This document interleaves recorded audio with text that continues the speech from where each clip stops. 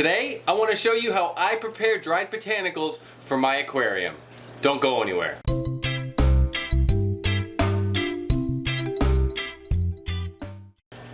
Today, I want to share with you how I treat dried botanicals from the wild for my aquarium. These are West Indian almond leaves that I collected literally like right across the street. I would have taken you along for the ride or the adventure, and I probably should have. I'm beating myself up for it. But literally just a couple of, I have about 5 leaves here from across the street. And I'm gonna go ahead and take these and put them into some hot water and boil them for a little while I write the hashtag FishFamNews. And I'm gonna keep you guys posted on how this goes as we go along here. So this is a look at the leaves right here. I kind of like them just the way they are. They're not too crispy and dried out. They're kind of flexible, you know, and they're a lot bigger than what you're gonna get off of the internet. These are really nice, and I really like the leaves that look like this because this creates a little hiding place for shrimp. A really awesome breeding place, hiding place. Perfect to me, like this one as well. You get this thing, it's like a taco shell, and it's just a perfect little place to hide out.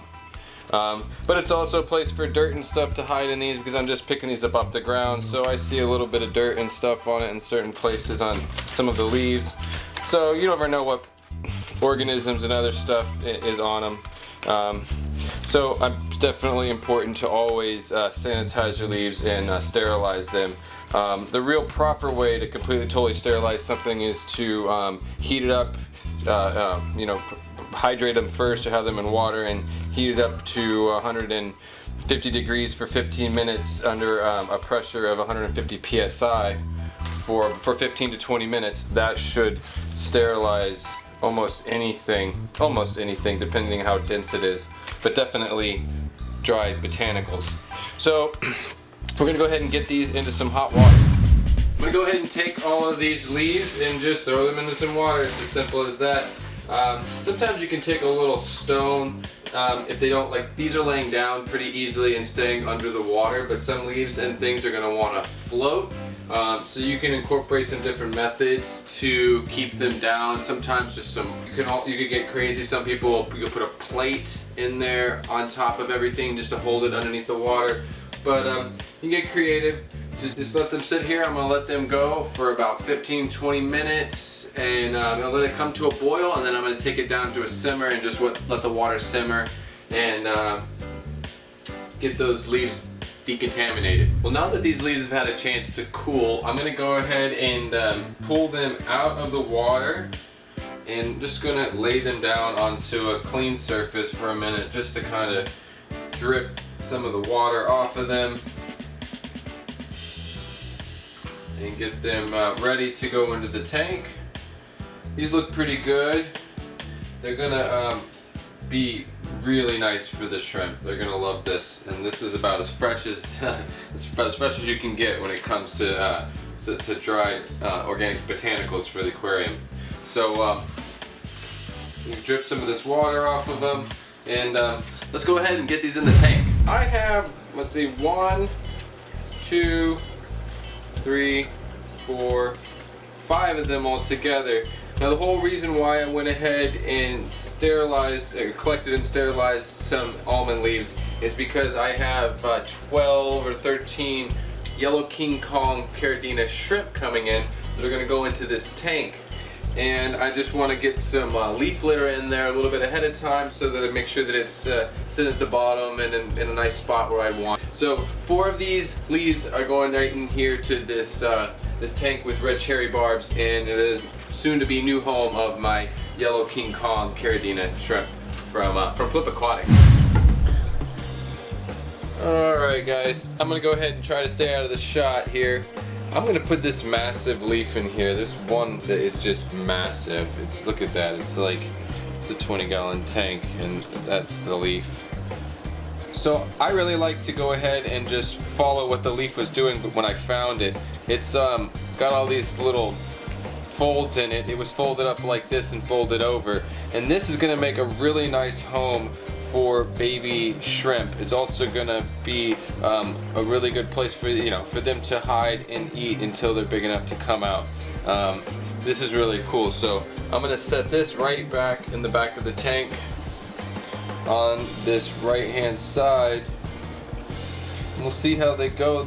Now, there's no guarantee that these are gonna want to sink just yet. I'm gonna do my best to try to create a little spot. You can even start with just tucking them up underneath of this piece of driftwood. So like I was saying, I'm going to go ahead and put 4 of these leaves into this tank.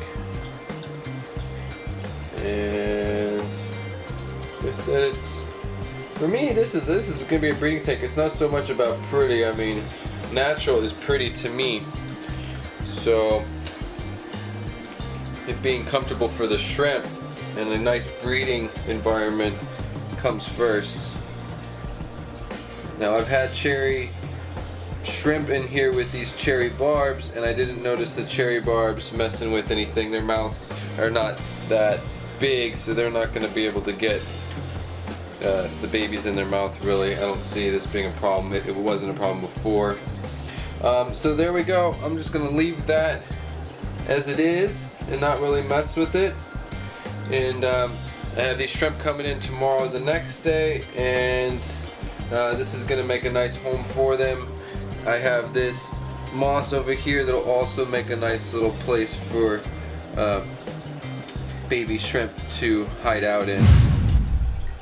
Well guys, I have to say I really do enjoy seeing leaf litter in my tanks. It just really makes the tank seem a lot more natural to me, and it really does help the water column, and it makes everybody happier, especially the shrimp. So I just hope that really helped you guys out. Anybody out there that's, you know, worried about collecting wild leaves for their fish tanks, it is possible. It's just really important to clean them properly and make sure that you're not putting anything dangerous into the tanks, and that you're not, you know, actually giving the shrimp a poisonous plant. But thank you guys so much for watching. I really do appreciate it. I will keep you guys up to date, and I will let you know and do an unboxing when these yellow King Kong Caridina shrimp arrive. Thank you guys so much for watching. I really do appreciate it. I hope this helps you out. Some of you that are pondering whether or not to use leaves from the wild. It is safe if you make sure the plant isn't poisonous to the fish and it's not going to affect the pH in a negative way. And you know, just make sure that you sterilize it, boil it for a while, or even put it into a pressure cooker if you feel like you need to do that. But I just want to say thank you to all my subscribers out there. I really do appreciate it. Thank you to all of you that like, comment, and share my content. That is super awesome. Check out my Patreon account if you'd like, in the link on the description below. And just thank you so much. And remember guys, keep your tanks clean, your fish fed, and have fun.